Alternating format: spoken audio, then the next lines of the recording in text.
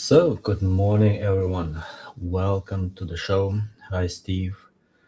Hi, traders. I hope everyone had a amazing Monday yesterday. And yeah, welcome back, Steve. Yeah, thanks, Henry. Yeah, always amazing. I'm always trading, as you know. Ready to go. Good morning, trader. 07, always here, my friend. Good to see you. Hopefully, you're trading well with all your prop accounts. And yeah, Henry, it's another big day of news. Very exciting. How are you feeling, my friend? Yeah, first of all, hello. Good morning, everyone. Good morning, Trader 07. Good morning, TG Pro, Steve, everyone. But let's not forget the most important thing, the world famous risk disclosure. Guys, never trade blindly, never follow anyone's advice, always do your own thinking and your own studies. So yeah, let's go ahead. It's been a wild ride, I would say. Many news. Iran, oil dominating, AI makes a comeback, right? No. Or a rather aggressive one. And yeah, let's talk it through. Steve, tell us, what are we watching today? Yeah, a few things, my friends. Let's just cut right to the tape of what is happening today. What other news that hit the tape, just pre-market, lots going on, lots of levels to look out for. I think first thing we probably need to just measure and analyze, Henry, is the U.S. Treasury Secretary Bessent, important figure, now saying the deal is possible, but it's not so much what the deal is possible, Henry. Now they're actually giving a date. So they're saying Tuesday or Wednesday, and today's Tuesday. I had really to shake my hands. What has U.S. Treasury Secretary Basin to do with the Iran negotiations? But you really see they're taking taking every chance they got to push up the market. Yeah. And this is the guys. If you see things like this happen, then you can almost be sure. I mean, there's never sure, but then everyone is aligned on bringing the market back up. Yeah. And so therefore, yeah, I mean, it's funny, right? We just talked about yesterday, basically, about if there are already rumors that the US wants peace talks, then at one point it will get it, because yeah, what else can Iran do, right? Yeah, exactly. And so And yeah, especially since they're giving the date, like before they said, oh, deal's on the table, but now they're saying Tuesday or Wednesday. yeah. So Yeah, so to be honest, no big surprise there. And this actually makes the market a little bit more complicated to trade at some point, because there's this thing that's been around forever, buy the rumor, sell the fact, right? So at one point, the question remains, at one point, will the whole thing be priced in? But yeah, with AI dominating, we will take a look later. yeah. And Well, if you see the buy side pressure from yesterday, you could say, in a way, we could be priced in, or there will be a few more legs up. But just seeing how Nasdaq was just buy only the entire day, tapped into its gap. But yeah, we'll get the charts after, guys. First the news, but it was a spectacle how we measured the indices, the ranking, and Nasdaq and ES just ever since it tapped into its gap. Some people call it the gap and go in the stock market. A lot of people were probably wishing and hoping for the gap to close, but you guys gotta remember, Steve, no, like I was. That's the thing. Like I put these. That's why I put these alerts, you guys. Quickly showcase you guys. That's why I always put these alerts on these pivots. But I'm never wishful thinking for these pivots to hit. If it hits, it's fantastic. If it doesn't hit, then you move on to other ideas. But this pivot never hit, only the top side. But anyways, we'll get into that later, guys. I'll showcase some strategies on that, how to overcome that wishful thinking, because you'll never make it in the long run in trading, you guys. You always have to have your targets, your stop. You never have you never try and force yourself to hit, force your trade ideas to hit these areas when the market doesn't need to. That's why, if you, in a sense, it's better to just look for the gaps itself, or look for strong measures of volume to hit, not exactly daily lows, daily highs, or these pivots. But anyways, we'll get to that later, you guys. So why does it matter? This major headline that came up pre-market, as you guys know, it's like the oil choke point, world's most, I think, critical area for it to reopen. Immediately easing oil pressures across Asia, across Europe, and the West as well. Reduce oil prices, meaning it will reduce inflation and geopolitical risk, just sitting at a premium right now, you guys. So, lower energy costs, lower inflation. That's good for AI, good for technology and growth stocks. So, yeah, this is why it's so important. And we just have a quick impulse as well from this. I have to drag it all the way up because we had such a strong buy side from yesterday, close to 900 points. If you're spreading it out all the way today. So yeah, major move, you guys. And the impulse that just came in about 40 minutes ago, 29,166 area. I will just mark this out because this is the current impulse level of the day. Crazy spread, but yeah, we'll definitely look at the risk to the top side and bottom side and go from there. But yeah, before we do that, you guys, let's just look quickly at the news that's also incoming, and that's JOLTS. JOLTS is about 50-50 on the reaction front. We've seen huge reactions in the past. Even gap downs in the futures market where we didn't feel till a few days later, where we had strong sell pressure as well as buy pressure. Can go both ways, but I'd say about 50-50, guys, on the volatility front. The tricky thing with JOLTS is that it's basically so heavily context dependent, and currently the Fed has a more hawkish stance. So let's say if the JOLTS are coming in super hot, right, and we have so many job openings, then that might create additional fuel on the growth rate, like on the wage growth, and so then the Fed might continue its hawkish stance. But if the JOLTS are plummeting, then the Fed needs also to consider the economy, right? Because it doesn't want to get the economy to collapse. And this is why JOLTS matter, because some people are like, yeah, JOLTS are just orange, but yes, but it depends. So currently, I would say, in my personal opinion, Fed is really cautious in those regards, like finding the balance between inflationary risk from the oil side versus economy not letting it run too hot. And so yeah, I think it's going to be an interesting number. Yeah, so yeah, just look out for the number. If it's a slight miss, then we probably won't see a reaction. But yeah, like Henry's saying, if there's a big spread in numbers, then just be careful, you guys.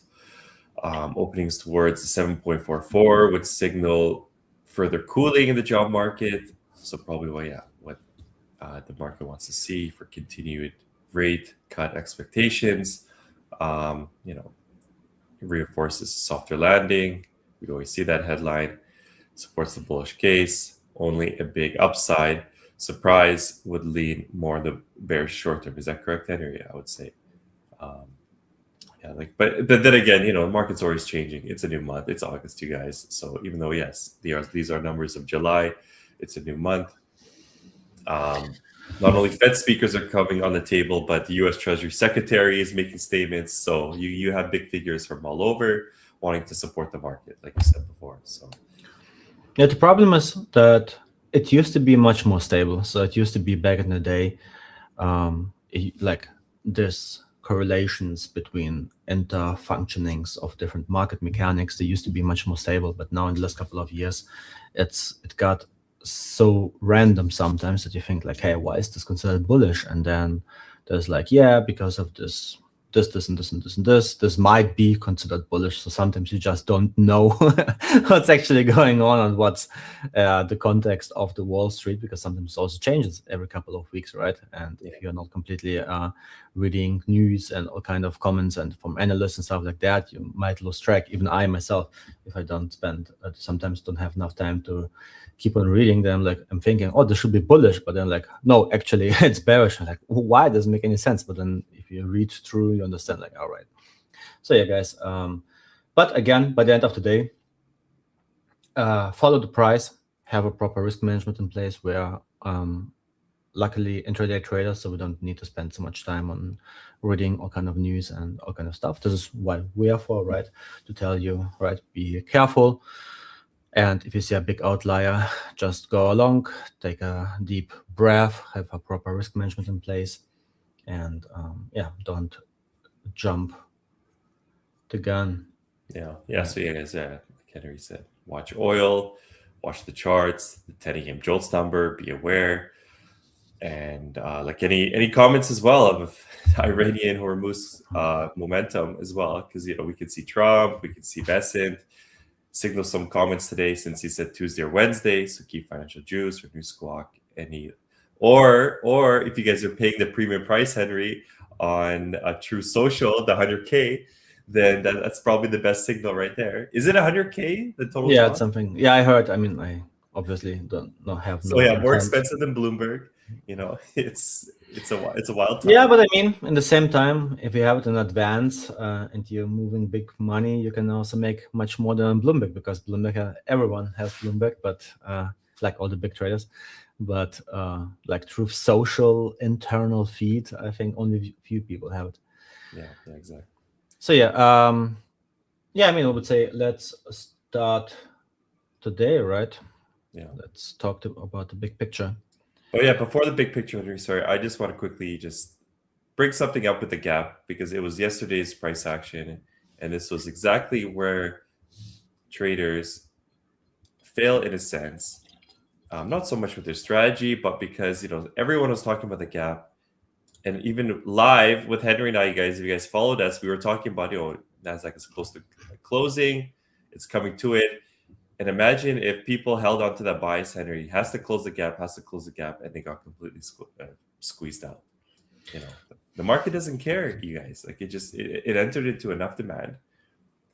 They probably, either the insiders, the algo knew there was some bullish news incoming in about 12, 24 hours. And the buy side pressure was that strong. So whether you're wrong in your idea, that's why it's important to always set your stop.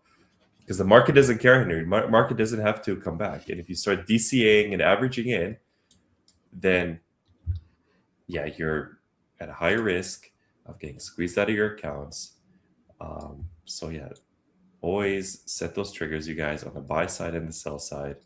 Stick to your checklist and just let the price action do its thing, and sit on your hands and leave the charts if you just cannot take it, whether it goes in into a loss for a few minutes or even a few hours.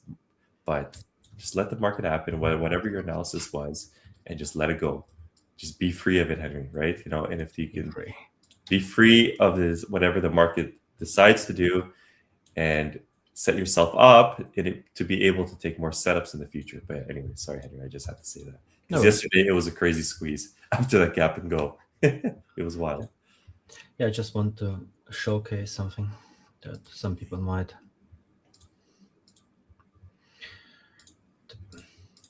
Yeah, so just what people need to understand, if you have a price, like if this is your price, right, the bluish one, and let's say then like the big guys, they're looking at standard deviations and all kind of statistics, right? So for them, they don't care. They have like their stops. They're not like your 10, 20, 50 point stops. They have like sometimes 1,000 point stop. Most of them don't have stops. It's more about if they only like change the position if the situation changes. So if the market collapses, then they might buy a little bit here. If it collapses further, they're buying like double. If it collapses even further, they buy even more, and they basically average down in this way. But for them, it's not average down. For them, it's building a position from the fair value. And as long as the news overall are not changing, so fundamentally nothing changes. So for them, it's basically if this is the price, they see a blip, they're buying into the blip.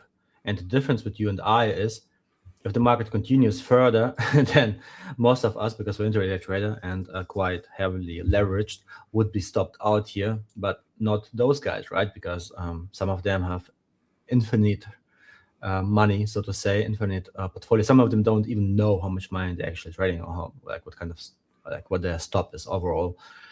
And so for you might thinking here, oh yeah, but then they're taking a 30% loss. No, if they are stopped out, like if they're properly managing their portfolios, then they might losing 0.3%, right? And this is like the worst case scenario they might have. Like if all things blew apart, then they might lose like 1%. But then things would be dramatically going wrong, right? Yeah. Or they're rebalancing where if they're in a gain in another asset, maybe they chip away at profits of that asset and take the loss in the others. That's why it's a hedge fund and they're rebalancing. And they got the smartest guys. They got the smartest analysts. And really, if you think about it, Henry, like I've also heard this from a hedge fund guy where he's like the only ones that are actually day trading are the algorithms because they're so fast and so quick and emotionless. So when people say if you want to day trade as a human, which is what we're doing as prop traders, then maybe think like an algorithm, like an AI bot that's emotionless, where you have your plan, your setup, and you let it happen, and you take away your emotion. Yeah, the problem is people need to understand the smaller the time frame, the higher is usually your amount of mistakes, errors you make. Yeah, and this also further reduces your edge.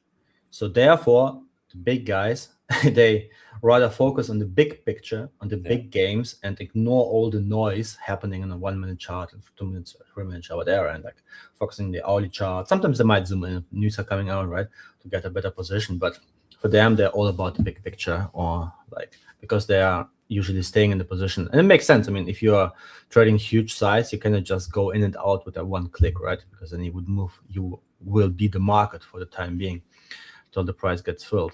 And people need to understand this, that this is the interplay that they are on, right? But yeah, just something I want to add at this point, so that you are continuing with.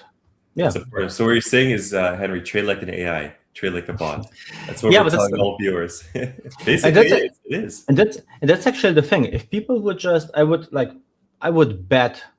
Okay, I don't bet, but I would really guess that if you would take some traders who are already quite proficient but not consistently profitable yet, and you would really force them to take their profitable entries or setups they have and just force them to close down the position after 20 points, 15 points, 10 points, then most of them would become overnight consistent profitable.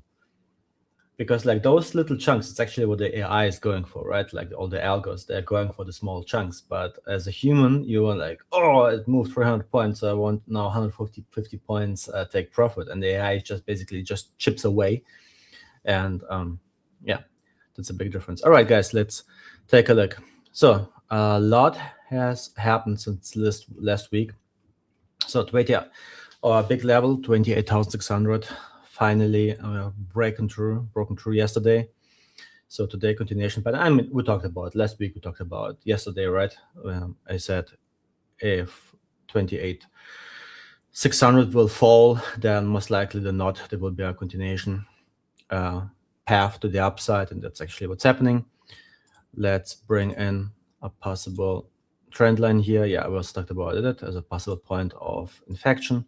So if we break above, then further confirmation to the upside. But now it's the question, how do you trade it today? Again, same topic as yesterday. Wait for the pullback. Either you accept having a couple of losses along the way, but the market has rallied quite a bit. And I mean, obviously it can rally forever, right? But I would say depending on your take profit and your profit target, you never know. There are some days it just keeps on rallying, right? Vertical rise, no big pullbacks, and that's all comes down to what's the strategy. Are you like Steve, like basically as we have seen yesterday, the market making a big pullback, and then you're waiting for it to come, and then if it doesn't come, you are just saying, all right, no right trade for me? Or are you someone who is really like afraid of missing out, right? Because if you're afraid of missing out, then you basically need to trade those small flags and ranges and bullish continuations pattern, but then be aware that many times these will also have a false breakout, right? So more times. Yeah, like my entry didn't come till like after lunchtime, Henry. It was a long time because Dow Jones was looking the strongest and then just was consolidating. It wasn't giving us any moves. and then my bias flipped on ES and NQ because it was so strong, it just kept rallying. But my entry didn't come until later. However, I've been trading long enough, even in Henry as well. I've been trading even much longer than me, where we have the patience and discipline because we know setup will eventually come, but you guys have to wait and just be disciplined. And sorry. But I mean, yeah, no worries. But I mean, just one thing to add here. It's I didn't like day trade for a long time, especially not for a living and a full time. So even for myself, even though I know I don't know everything, but even though I know my style and all the setups and everything, it still would probably take me, I don't know how long, to get accustomed of basically sitting on my hands, right? And this is also the other thing where many people are struggling. They know a lot of things and they know it like theoretically, but bringing it down to actual execution and also execute it flawlessly and following your strategy and waiting and sitting on the hands and seeing the market maybe moving, and maybe even you're missing out on some trades and then not jumping back into it, right? But waiting for your AAA setups, it's another different story. It's much harder to do so. And this is, I think, is actually one of the reasons why most of the people fail in day trading, because the best trades are not that common and you really need to wait for them. But yeah, so basically NQ obviously long, and we will see it across all of them. They are all super bullish. Yes, making a new high. That's very interesting right now. Yeah, new higher high. Yeah. So yeah, I mean, we were talking about yesterday, right? When ES has already been pushing through its like been basically the leader, and then we said, yeah, more times than not NQ will follow, but you never know when it follows. So yeah, but obviously here as well, bullish upside momentum. And again, no rocket science. This is our new support area. So if the market comes down, watch out for the support area, right? And this is what you want to see. So you want to see the market bounce there for the upside. If it break below, then always wait for the confirmation for it going down, because for the time being, obviously the lag, we have the leg up, so super strong bullish momentum. I would not fight the trend, but there are some people who always love to fight the trend. It's natural. It's the human instinct to fight the trend. It's a human nature, yeah. We want to rebel, Henry. Yeah, and yeah, at this point, obviously, we don't know how far it goes, right? The all-time high is not sitting too far away. So, and as we have seen in, when was it, April, actually, might be a quite nice comparison.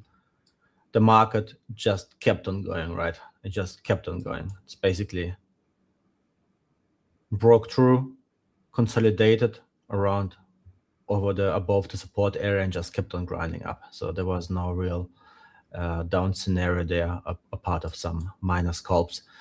And yeah, so that's what I'm saying. We never know how far it goes. So therefore, I'm always recommending, especially if you are just starting out or not completely long-time consistent profitable trader, don't overcomplicate things. Make your life as easy as possible. And the easiest path is always on following the trend. The trend is currently up. So does it make sense? I don't know. It's not upon me to judge. I'm just seeing the price goes up, and I know, all right, if price goes up, then that's the direction you should take. And it wants the measure to move, Dow Jones. It will not give up until it gets a Henry. You see that? Yeah, I see it. Yeah, I mean, it's actually, I think we called it out, right, in May when we started. A few months, yeah.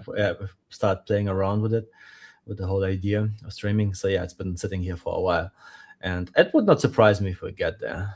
So yeah. And how often on my stream as well, when I do the ranking and I show Dow Jones the strongest, don't fight the trend there, and it just continues up. Look at that. Very interesting. So yeah, Dow Jones, super strong, obviously super bullish. And guys, as you can see, it accelerates, right? Gaps, runaway gap. That's actually also if you want a super strong bullish signal, if you have a gap, and then as we have seen last week, where it just runs away without any proper correction into the gap and it's just being bought up. So candles accelerating, how far can it go? I mean, we have seen some crazy moves in Dow Jones, right? Also for like 3%, 4%, 5% moves. Yeah, don't fight it, guys. Don't fight it. always take the easy path. If it continues up, then just keep on rising.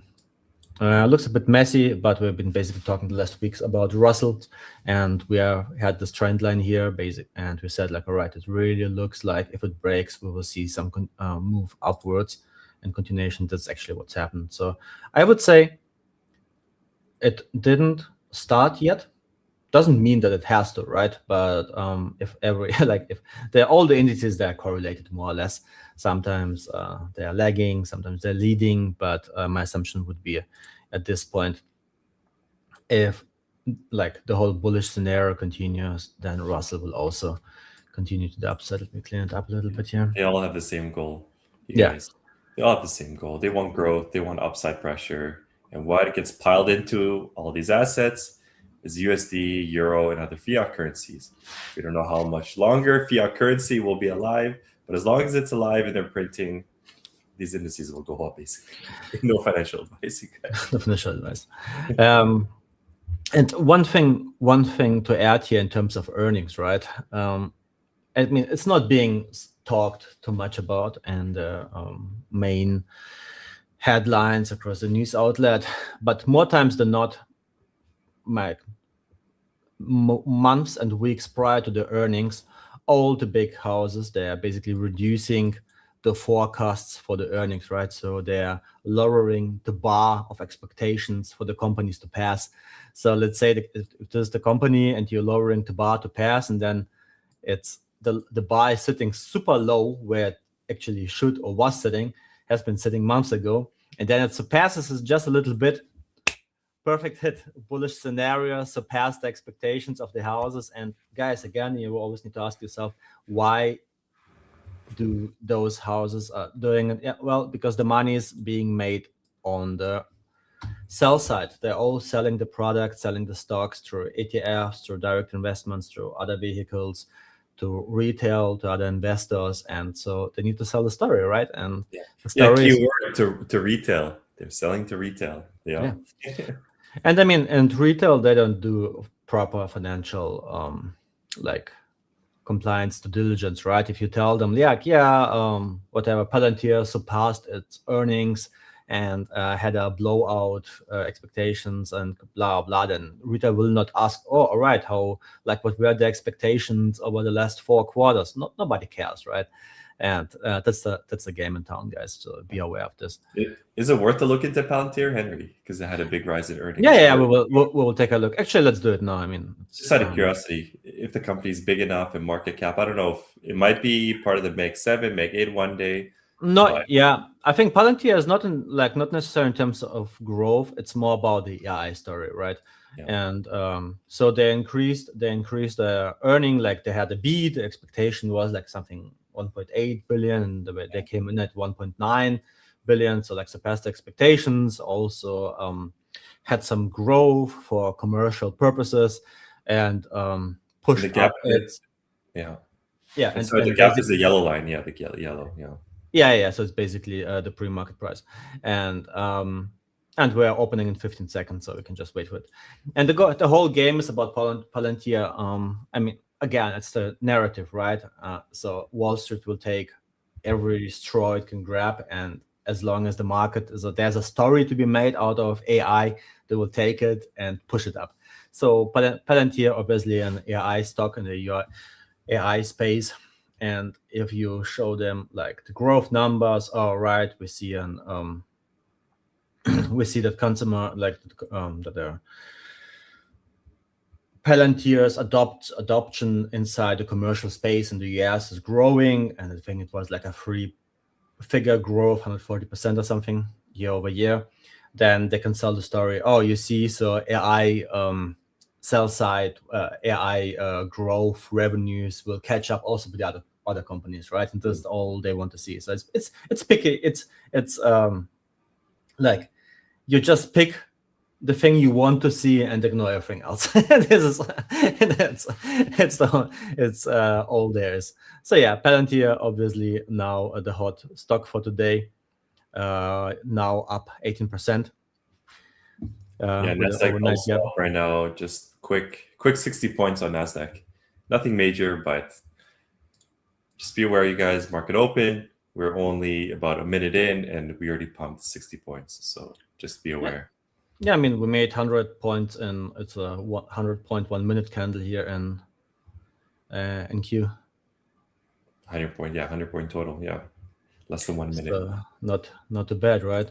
But yeah, guys, and this is how the market drags you in. It's basically you see the market moving 100 to 100 points, and then you're calculating in your head like, oh, 100 points, I would have passed my account, I could get this payout. Short promo here. Use code pre-market to get to 25% off on Podia accounts, and give it a try. And inside the live account, you have no payout hoops, nothing. You can just basically request, if you're profitable, request daily payouts with no limitations on them. So give it a try. Otherwise, also subscribe to the Podia channel, turn on the notifications, because we don't go. It's so crazy, those moves. We don't go live daily. So make sure that you get notified once we go. And yeah, check Steve's profiles and his newsletter. And if you have any questions, then you can write us. All right, let's continue our journey. I just quickly want to say as well, TR3, welcome. Yeah, good morning. Yeah, good morning. Welcome to the stream, my friend. Any questions, let Henry and I know. Yes, as always. Yeah, basically, guys, what's going on? So we have been, maybe for some of you who just joined in, we talked that all the markets are bullish, making new all-time highs or on their way up to the all-time highs, and don't fight them, just join the trend. And yeah, never blindly follow anyone. Gold still sitting underneath 4,200. It's what I've been saying for a couple of weeks now. That's my level to watch. As long as we're underneath, then it's a short. Above, it might be a correction or a try to get above 44.10, and then a bullish scenario. Silver, similar. I mean, let me clean it up. Oil, again, just talked about yesterday. anything can happen with oil. So oil is actually price-wise, pattern-wise, looks bearish. If we see the patterns, then it's basically, we have been saying yesterday, all right, under 80, if we break below, we might see a continuation to retest the lows of 67. And so it seems like it's exactly what we're doing. So for time being, it's bearish as well. And this is all you need. I mean, Steve and I were always talking about those things. Always have oil open, because currently oil makes a big difference in the markets. So have it at least somewhere next to it, like on a 15-minute chart, 5-minute chart. So you see if oil spikes up dramatically, like 3 points or $2 in 10 minutes, then sometimes you already know that some news are coming, or already that some news came out and you haven't seen them yet. And this might give you an indication that if a super strong move in oil happens before you see any news, then sooner or later stocks will also, at least right now with the whole situation and Near East, then stock will also move, right? So it's an inverse correlation. Oil goes down, stocks go up. Oil goes down, oil goes up, stocks go down. So therefore, and we're not saying you always need your oil chart on there, but because the last few months, you guys, that has been the headline risk. That's what directly affecting growth stocks. So what you're trading at QES. Then yes, currently right now, it's important to have oil on. But 6 months from now, the whole story, the whole trend could change, right? We could either go back into rate hikes, tariffs, different kind of headline risk in a different location of the world. But for now, that's why we're hammering it down. Make sure you're watching the oil chart, because this is what's, in a way, a leading indicator. And as you can see, NQ right now, pump. I just want a quick update, Henry. NQ close to 200 points right now. Squeezing to the north side. 5 minutes, huh? Yeah, in 5 minutes, you guys. So yeah, it's still New York open. Let's all relax. Let the structure play out. Be calm, be patient. If you guys have the 9 to 5, focus on the 9 to 5 and just set alerts on your levels and on your charts, and do not rush in. And that's a QQQ. Oh, yeah. I just want to add one thing in regards to having oil next to it, open next to the charts. Actually, 2-3 years ago, all the AI stocks have been the leading indicator. So you could basically really there are some ETFs like, and you could really have this ETF open next to a chart, and every time like this Nasdaq Mac 7, Mac 8 ETF popped up or like went down, Nasdaq reacted, right? So it was like basically the leading indicator for Nasdaq overall. And so there's always a story that you can use, a correlation, gold, sometimes wicks, sometimes euro, US dollar, dollar index. So yeah, what's happening with wicks? Basically completely getting smashed. compressed down. Compressed and pressed down, yeah. So we know what they want, you know, especially when the Treasury Secretary comes out making headlines, Henry. We know what all the big figures want. They all have money in the markets. Yeah. That's how it is. Yeah. So actually SPY has one, I mean, we have been talking about this for 2 weeks, 3 weeks now, that SPY had like, it has the best textbook looking like bullish pattern out there. So we also been talking and watching it actually. That's our measured move for SPY.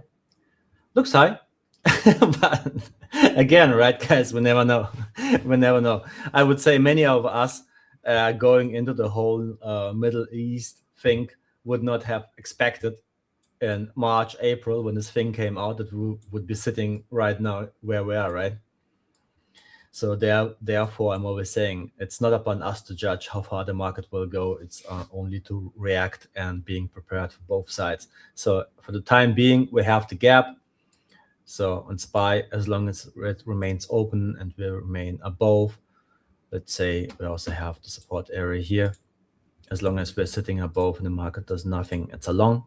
Or continue up. And if we break below, then we might see a bearish kind of scenario. But yeah, subscribe, stay tuned, tune in, and follow along, and so you can learn one or two things. Oh, good friend Cosby.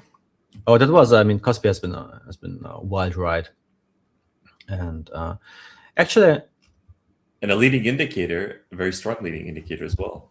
Yeah, and I mean, Cosby is tricky, right? You obviously have the trend line. So once it breaks, as we have seen, I have shown here, and once the trend line breaks and you go above all the current resistance areas, but if we break above, it's a long. If we remain underneath the 6,400 level, then it's another bearish scenario. So yeah, we will see. I think for Nasdaq, actually, we talked about it 2 weeks ago when we checked when Nvidia earnings are coming out. It's like on the 25th, 26th of August. And we have been joking around that up to this time, it would not surprise us that the market will just pop.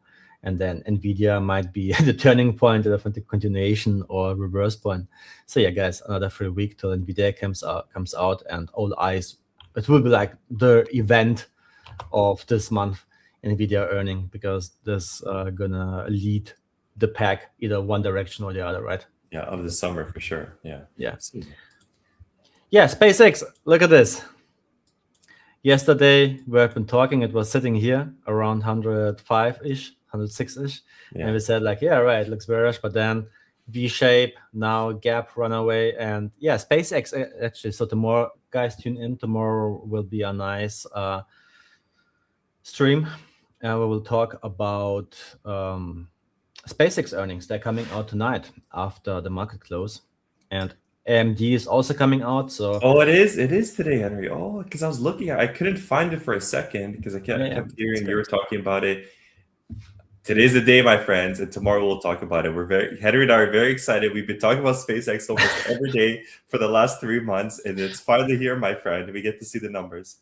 Yeah. So I mean, SpaceX for me, 2 scenarios, right? Either we gap down and open underneath the low, or we gap up and open basically above this gap. So for me, Henry secretly wants the measured move. That's what he wants.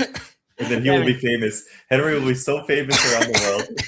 I have, if we go down with the measured move, I will basically edit a video of the last 4 weeks how we talked about the progression of the SpaceX stock. But yeah, no, it's just, guys, we're just kidding. It's just something, a fun thing to watch for us. With you guys, yeah. And yeah, that's actually interesting, right? Apple accepted its gap, has not been able to push, into the gap zone. So let's see how it behaves. And this is also maybe here a warning signal for you guys. If we see that NASDAQ will make new all-time highs, let's say NASDAQ goes above its all-time highs at one point, if it goes above.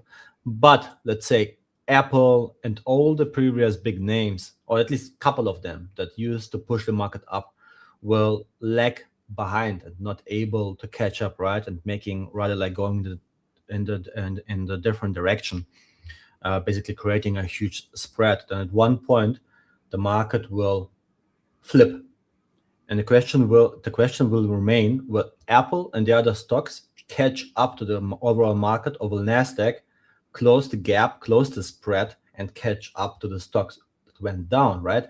And so you always need to consider this scenario. If you have stocks that were basically the reason why the whole market went up, and now all of a sudden they're falling like soldiers one by one, and the fin up there remains thinner and thinner, this could cause a scenario where at one point, let's say if we're there, at one point, if the market cracks, then we will see a major crack. Just something to be aware of, that a possible scenario. I'm not saying it will happen, but if I see those kind of things, just years of experience here, guys, if I see those kind of things, that happened so many times over the last years, if I see those kind of things where basically leaders becoming laggers in a big way, and the spread just shifts, then some more times than not, it's a cautious thing to watch out for.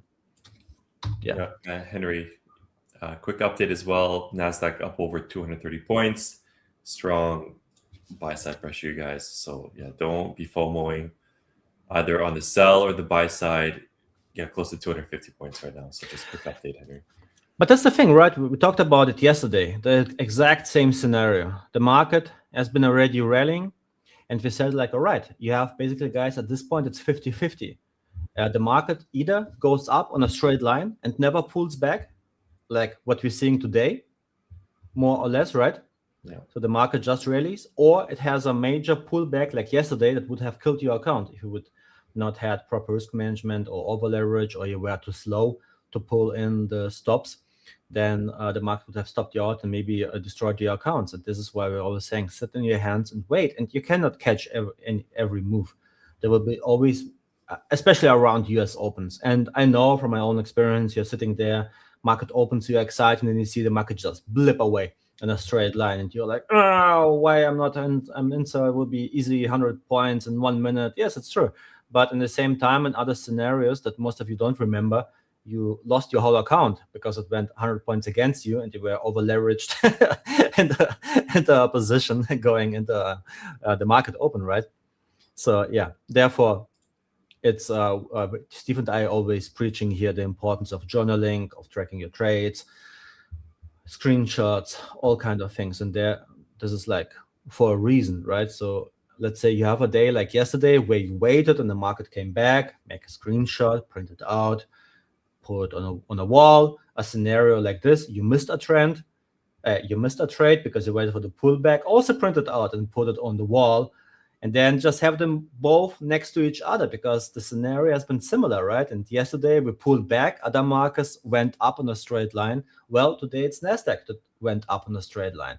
But you never know, and this is why it doesn't matter what the market does, but it matters what you are doing. And this is why it's important to manage yourself first before you can do anything with the market. So yeah. What else do we have? Some supermarket computers, Broadcom. Yeah, I mean AI play, right? They have been quite sold off a bit, but still have this huge gap. I mean, it's such a huge gap. This is such a huge gap, and they just basically dipped in a little bit here on the next day, and then the gap acted as a resistance for a long time. Yeah. And again, Guy, you might ask, what do I care about Broadcom? Well, you should care. It's not about Broadcom itself. It's about the narrative. It's about the narrative that's surrounding semiconductors, AI, the whole basically thing that pushed up the NASDAQ over the last 3 years. And this is all why we're doing it. I'm not doing it because I'm bored, and I'm showing you this so you understand why it matters to have a look into this kind of things, right? Intel, yeah. So you see, even Intel. I mean, Intel is like, I would say, one of the least favorite stocks in the space, and even Intel is spiking up on this news. So we might see a short squeeze there, and everything is squeezes up and goes higher. Again, don't fight it, right? Don't fight it, guys. And yeah, all right. Let's, yeah, yields. Actually, I need my daily chart. Yields coming down, so that's good. No surprise. Yeah. Also eases the pressure from the stocks on Fed, right? Even the 30 years, so if the 30-year falls below the yellow support line here. Also relaxation here on the high yields. So yeah, it looks. Yeah, if the yields really break below, then maybe we can see 100,000 Dow Jones. Henry, what do you think? That was yeah. I mean, I think. I mean, people were laughing about Trump when he called it out, right? But in the same time, well, this guy has the means to do it, and he might even know one or two people who are able and capable of supporting this thesis, right? So yeah, guys, obviously with this legislation, with this with the current situation that's going on, again, one more reason not to fight the trend, right? If you see the market spikes up and everything is in the greens, don't blindly trade against. Again, how do you trade from here? Waiting for a proper pullback, and then from there, take a look at the correlations with the other markets. Wait for the market to show you its hands. Is it like a bullish pattern? Is it a range? Where does it sit? And then from there you can trade. But yeah. All right, guys. I give it over to Steve. Hey guys, let's get into the intraday and just look at the current mood of the market and what is happening, because always the focus is the levels, upcoming news. So yeah, we point out there's JOLTS incoming in about 12 minutes, you guys, so just be aware. Smart risk sizing. So one example is what we got here. Okay, we got 250 points on NASDAQ. Can it move another 250 points? Absolutely, or at least 50% of that. Whatever it can move limit up without like, you never know, guys. Exactly. So either to the downside or most likely the upside. No financial advice, but the current mood right now, you guys, is the bullish buy side pressure, especially after we got the note from Treasury Besant, and this came at around 7:30 Eastern Standard Time, level 29,170, because there was a strong headline bias on this and a continued push. This is the level I'm looking at right now on NASDAQ. And earlier, actually, once we look at the ratios, I had Dow Jones as the strongest, but because this is a live ranking, it has flipped. So let's quickly look at the ratio, you guys, and see what's happening right now. And as you can see, it's completely changed after New York Open, where compared to the ES, boom, bullish. Now Dow Jones, we got scooped up. Now the rotation's back into NASDAQ. And with the weakest pair is Russell. And look how strong NASDAQ is compared to all indices. So now I'm going to just switch it up, you guys. So not switch it up, edit, because Dow Jones has been taken out. Rotation is flipped. Growth, AI, the buy side is strong. Now, since we're looking on the upside, let's look at our measured move and risk in that direction and see if we're entering any key levels. And yeah, as you can see, guys, we already hit the key level, over 250 points. We hit Thursday's level right around 29,460. This was the New York Open from that day. And let's just zoom out a little more and make sure we have important touch points. Yeah, perfect. You guys, look at this. Can't make this up. It's not premeditated. I'm doing this all live. We had a strong touch point from Wednesday. Support held. New York open next day and fell right through. Zoom out a little more. Yeah, we have a few more touch points. So 1, 2, 3. That's good enough for me, you guys. Just to confirm the pivot there to the upside, and we're currently tapping into it right now. About 20 minutes into New York open, which is fine by me because I don't trade until 30 minutes is cleared out because I want more market structure, and it also eases my mindset and doesn't create any FOMO when I'm looking at ideas right here. So yeah, we already hit the top pivot level from that end. And what I'm going to do right now is just create the measured move, because there's always a risk to the downside. Things could change. Nothing is ever guaranteed in markets, you guys. And let's just map this out. And 20,878 is the measured move to the downside. And that's good enough for me. And now let's just quickly look at oil, because oil is always planted in our minds because of the headline risk. And yeah, so this was right around Beston's comment, 79.65, and clear downside, you guys. Lower lows. It's matching up with NASDAQ. So it's good to know if, let's say, we had the sell-off on oil and it was consolidating while NASDAQ was pushing higher, that would make me a little uneasy. But because oil is doing the exact inverse of NASDAQ, making new lows, pushing lower, this puts my mind at ease. But if there's a little divergence creating, then I would have to wait to see which asset would break and confirm the trend. But because the trend is confirmed here, I'm fine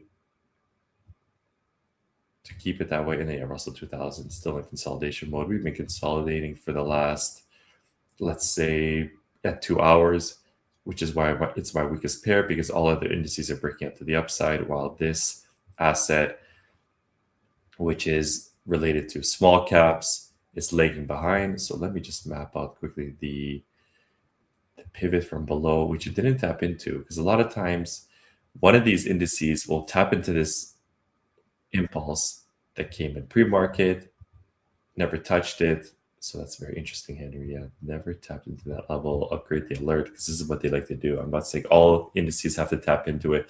At least one needs to. And yeah, just having strong bullish momentum. But this is also why I don't trade in the first 30 minutes, you guys, because so much news comes out, so much unpredictability. You have earnings, you have gap ups in single stocks, so a lot of volume, a lot of pressure. Just let the structure play out, you guys. To the top and to the bottom side, don't rush into any trade ideas. And since we are having a bullish pressure to the upside, let me just quickly map out the risk to the upside on Russell 2000. Let's see. Any opens of New York.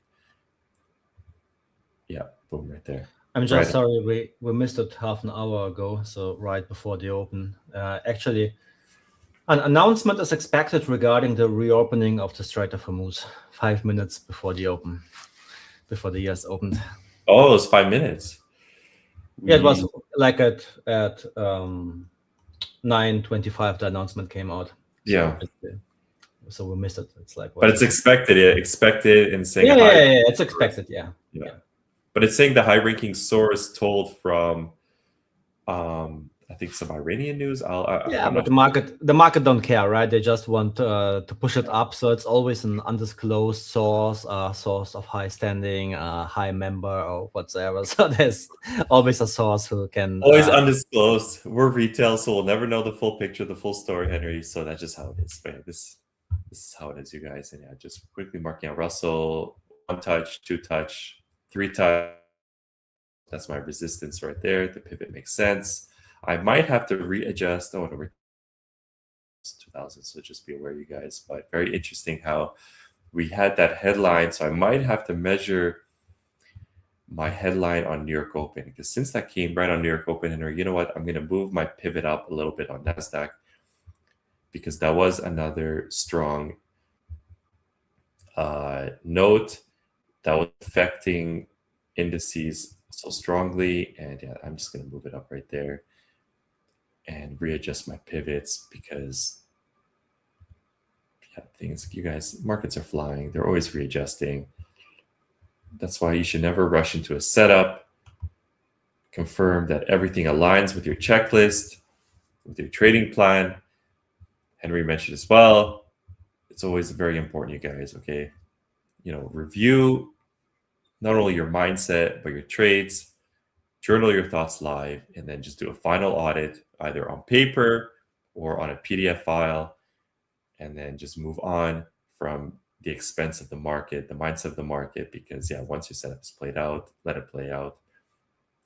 Never move your stop loss, you guys, and just move on and just journal it and enjoy to journal it. Be happy. Be like, okay, once it's done, whether it's a loss or a win, close your computer down, write your thoughts down, and then you move on from it. That's, create a professional setting.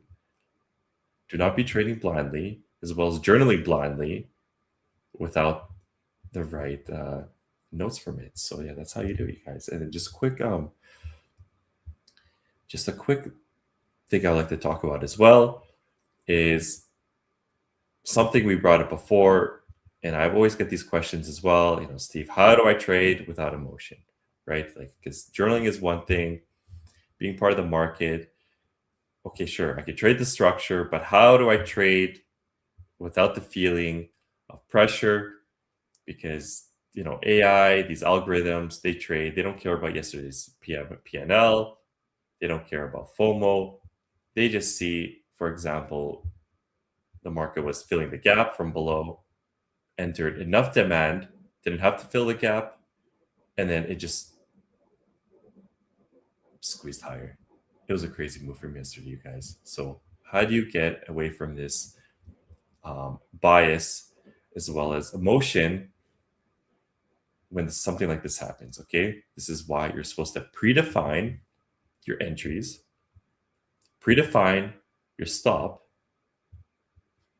and also where you're starting to chip away at your profits. I'm not saying take away your entire profit, but you measure in your risk management, take off 20, 30, even half, and either trail the rest or set TPs a little higher, where like to take another portion of profit, but at a level that makes sense, where there was strong amount of supply trade in this area, let's say, not in no man's land. It has to be an area where a lot of orders were filled. Set your stop at break even or trail and protect your accounts, you guys. This is how you get over the emotion. Predefine not only your entry and your stop loss, but also where you're taking profit and a plan of what to do next. But areas that also make sense. So if I'm putting a 1-to-1, I have to make sure if this was my entry, then wherever I'm taking profit, it was an area of strong supply, either a gap or a strong supply, because we all know gaps, they act as magnets. And that can also be an area where you can start chipping away, because these were areas where market was in a rush and strong orders were filling and overbidding to clear their order, to clear their orders, you guys. So this is why we're always saying, set a plan, execute it, remove your emotion, just like how the machines do it, just how the algorithm does it. The algorithm only enters when they see the AAA, I heard this from Henry, maybe not the A+, I like AAA. They see the AAA setup, and that's the only time they enter. So think like an algorithm there. Don't be blindly entering. Have your full plan on the top and the bottom side, and journal it, stick to the checklist, and just let price. News came out, JOLTS. And can you zoom? I'm sorry. Can you zoom in on the price? Just want to see the reaction if anything happens. I'm waiting for the number. Oh, it's actually worse. It was worse. 7,359 versus 745, so it's almost 100,000 less than. Yeah, not much of a reaction. We're getting small pressure to the downside so far, but then again, a lot of these reactions can be delayed by a few seconds. But so far, we are holding steady at the pivot that I mentioned. This is why these pivots are so important, you guys. And the news came out right on this area, 29,463. This is why I map it out. But yeah, not much of a reaction right now. So we're just holding steady at that pivot. Let's see if we continue to the upside or if it starts to reject. I'm waiting, I'm patient. But yeah, you guys, emotion really in trading is the only edge that I can see because the market has it against you. It's the mirror of your mindset. So remove it and trade and try and trade. I'm not saying completely trade like a machine, but try and replicate the algorithms. These are the new day traders of the market. Replicate the algorithms that move the tape just so you're able to take away that motion, set your plan of where you're taking profit, where you're putting your stop loss. If everything makes sense, you execute it and you just let fate or the future dictate whether you have the edge and you just continue forward on it. I think that's just the best way to trade. What do you think, Henry? Yeah, the problem the biggest issue I see is that many traders are blindly watching, especially inexperienced traders. But those are making out the most part of the intraday market, right? Yeah. At least in retail. So they're all watching these YouTubers basically trading all day long, ins and outs, and then showing off some payouts. And you never know, but they never show you if it's the same account they've been trading for the last 2 weeks, right? Or if it's just like, oh yeah, I'm profitable now, yeah, but what account is it? And people don't ask those kind of questions. So in a perfect world, you would see, is it his own account? What's his P&L? Where does he stand? What's the account number? All kind of those things, right? So you would see, all right, he is for real. There's a due diligence behind. There's a compliance behind.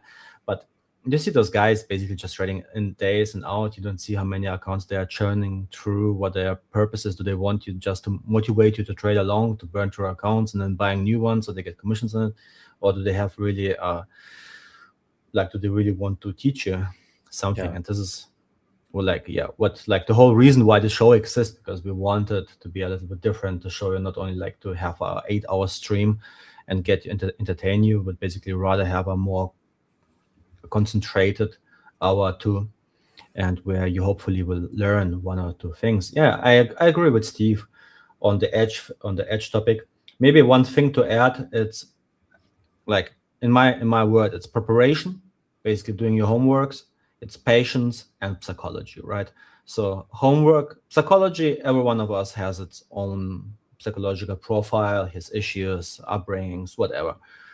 Current situation, hate your job, don't have enough money, have too much money, I don't know what to do with my time, whatever, like the 1,000 reasons how people approach life. But all of us can make sure that you put in enough work and preparation, system design, system backtesting, all those kind of things. And the more you test the system, the more you will trust it, the more convenience you will have in it. And it's like, you always have to think about the sports, like athletes, right? Either it's basketball or football or soccer or whatever. They don't do random things during the game. They might do one if the situation allows for it, but it's like a 1 in 100, 1 in 1,000. But usually all they do is all day long, they're coming back to fundamentals. They're practicing the same standards in and out the whole day for hours and hours every day for years, right? Yeah. And it's like I'm just assuming, but I would say if traders would practice the same 3 setups 3 hours per day for 5 years, that would be so incredible profitably. Sure, there are always outliers whom you cannot help, but if you would practice 3 setups with proper risk management and you wouldn't really only trade those AAA setups, then I would say you can make almost any trader consistent, profitable professionally. Yeah. Stop studying the charts that don't matter. Only study the setups that matter. That's part of your plan. Go back where you can improve on it. Replay your last trade and just see how you can manage it better. Not see how you can enter better, because you're never going to get the best price. See how you can manage it better, Henry. That's the thing right there. That people But the problem is you cannot improve what you don't know about, right? And as I've seen, I have shown so many times, the pyramid, the iceberg, 90% of YouTube, of social media, it's all about setups and entries, and nobody talks about the stuff that matters: risk management, size management, position sizing, trade management, trade selection, psychology, sitting on your so hands, much. patience, right? And there's so much. So nobody talks about this, and therefore you cannot improve things you don't know. And yeah, so therefore, guys, hit a like, hit subscribe to the channel, turn on the notification, leave a comment. Always happy to help and to answer questions. Check Steve's profile. It's in the link in the description down below. You can also write me if you want. Otherwise, try Podia, code pre-market, get 25% off. We have, in my opinion, some of the best rules out there in terms of clarity for the live path and no consistency rule, no payout hoops. And yeah, give it a try. All right, everyone. Thank you, everyone. Yeah, thanks for tuning in. Next stream is tomorrow at 9 a.m. Eastern time. Thank you, Steve. SpaceX, the special SpaceX earnings. Yeah, I'm gonna call it the SpaceX special. SpaceX special. This will be fun. Special. All right, guys. Have a safe trade safely. Take care and see you tomorrow at 9 a.m. Bye-bye. Yeah, thanks, everyone.